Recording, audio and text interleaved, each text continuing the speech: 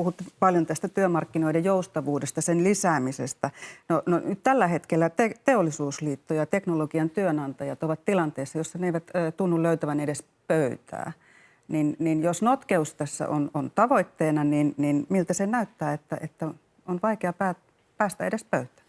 No eikö se nyt ensinnäkin tämmöinen brittiläis-amerikkalainen sanonta, it takes two to tango, on syytä pitää mielessä. Se ehkä ei aina ole teollisuuden tai elinkeinoelämän vika, jos niin kuin pöytään ei istahdeta. Toiseksi niin on hirveän tärkeää ymmärtää, että tässä on kaksi täysin eri filosofiaa, jotka tavallaan ottavat mittaa toisistaan. Toisessa yritetään korostaa sitä, että olisi kiva säilyttää suomalaisia työpaikkoja. Miksi me joudumme sulkemaan suomalaisia tehtaita, jotka ovat teknisesti parempia kuin sellaiset saksalaiset tehtaat, jotka ovat käynnissä? Ja vastaus on ilmeinen, koska kustannustaso, joka ei ole ollenkaan yksinomaisesti palkoista kiinni, on täällä aivan järjetön. Meillä on kalliimmat logistiikkakustannukset, meillä on huomattavasti korkeammat energiakustannukset ja meillä on paljon korkeammat palkat. Ei ihmekään, että Suomessa teknisesti parempi paperikone menee kiinni kuin mitä me pidämme käynnissä Saksassa. Ja silloin mä en ole edes puhunut saksalaisen ammattiyhdistysliikkeen suhtautumisesta esimerkiksi väliaikaisiin kapasiteettileikkauksiin. Siellä ollaan hyvin joustavia niiden suhteen. No, tammikuussa 2020 tässä ohjelmassa ennustitte, että jos työntekijäpuolen vaatimuksiin suostutaan, en muista mitä ne vaatimukset olivat, niin Suomessa menee 3-4 paperikonetta kiinni. Sen jälkeen niitä on suljettu 6-8, jäljellä on 30. Miltä nyt näyttää suomalaisten paperitehtaiden ja paperikoneiden tulevaisuus?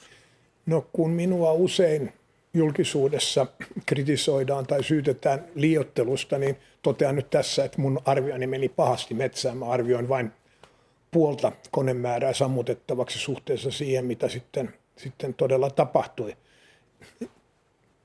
Halusin usein julkisuudessa luullaan, että tässä on kyse jonkunlaisesta pelistä, jossa niin kuin pelataan esimerkiksi ammattiyhdistysliikettä vastaan. Eihän se siitä ole kyse. Meidän tehtävä yhtiöiden johdossa ja hallituksessa on tuottaa meidän tuotteitamme niin edullisella tavalla kuin mahdollista, viime kädessä kuluttajien eduksi.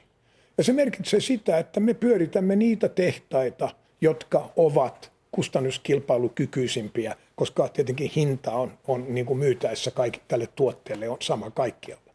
Ja tämä johtaa siihen, että ellei me Suomessa jotain tee näille taantuville alueille, josta taas kerran painopaperit on yksi erittäin hyvä esimerkki, niin suomalainen kapasiteetti jatkaa alasajoaan ja me porskutamme, no se on liiallinen sana, mutta tilanne on se, että Saksalla on monia luontaisia kilpailuetuja, jotka esimerkiksi juuri UPM kohdalle, jolla meillä on monia tehtaita Saksassa, on ilmeisiä. Ja mä tuossa ne mainitsinkin jo.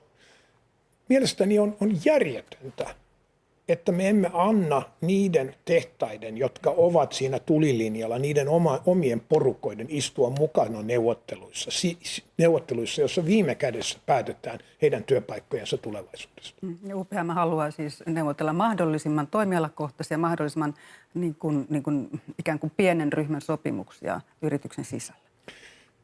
Toimitusjohtaja Pesonen on joskus sanonut, että itse asiassa meidän pitäisi tehdä sopimukset konekohtaisesti. Koneporukka saa päättää, että käykö se kone vai ei. Me voidaan koska tahansa ja me avataan heille kirjat ja kuvaamme, mikä se kilpailutilanne on.